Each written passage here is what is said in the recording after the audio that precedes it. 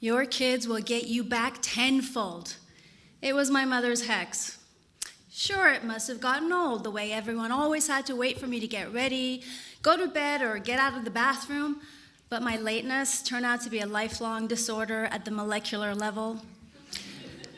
It might also be true that as a teenager, I didn't come home one night from an innocent sleepover I'd forgotten to mention. At least let us know, my mother pleaded, but I didn't understand her fuss. You can't imagine what a parent goes through. She fixed me with eyes that said, "Oh, but you will. Just you wait." I'm not saying my mother's "just you wait" chant is why I chose not to have children, but eluding her hex did make me secretly smug. Destiny does not like the smug. At 26, I remained happily unmarried and my parents divorced. My father remarried, and soon I was touching my stepmother's belly to feel my unborn brother's foot press against my hand.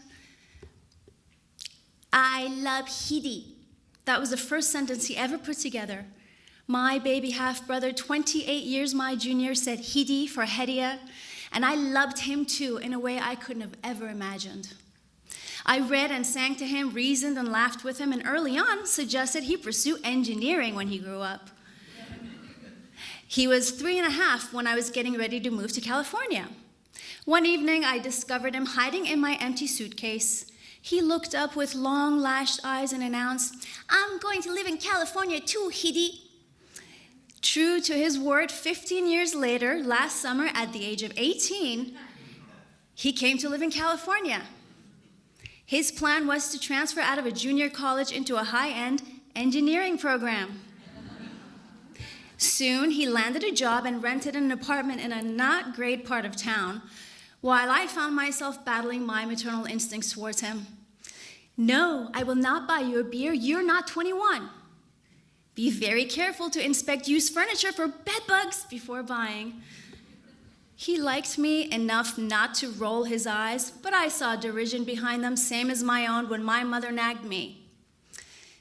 Then there was the wicker. Wicker, purchased by an 18-year-old. I liked him enough not to cackle when he showed me the used table and chairs he'd taken home. The tabletop was glass and iron. The 2 chairs had seats made of wicker. Knowing wicker to be bug haven, I casually turned the chairs upside down to inspect them. Sure enough, on the last corner of the second chair, I saw brown speckles. Bug poop. What were the chances?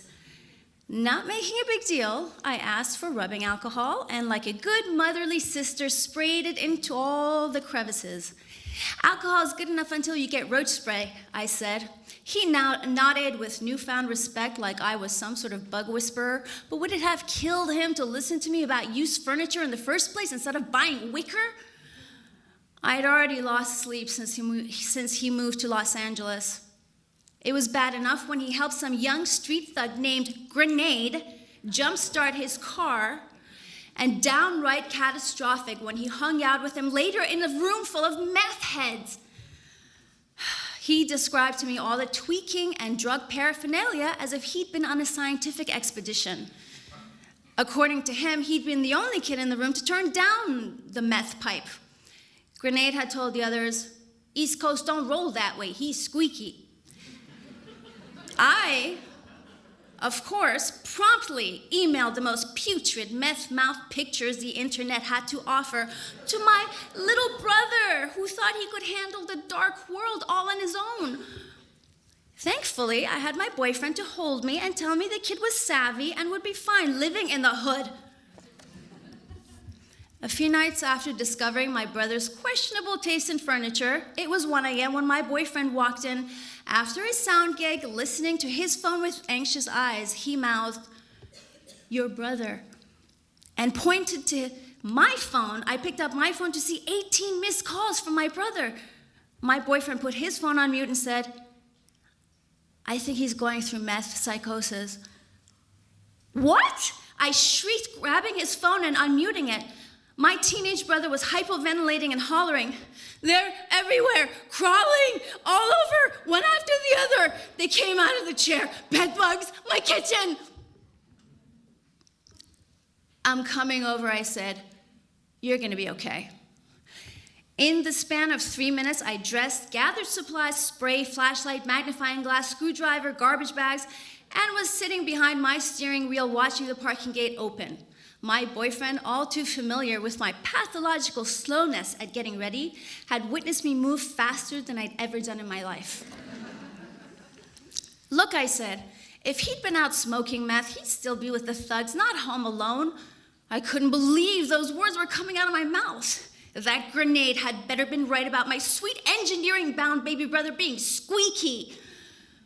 "And meth psychosis," I continued, explaining to my boyfriend, "that only happens after prolonged usage." Now I was a meth expert in addition to bug whisperer.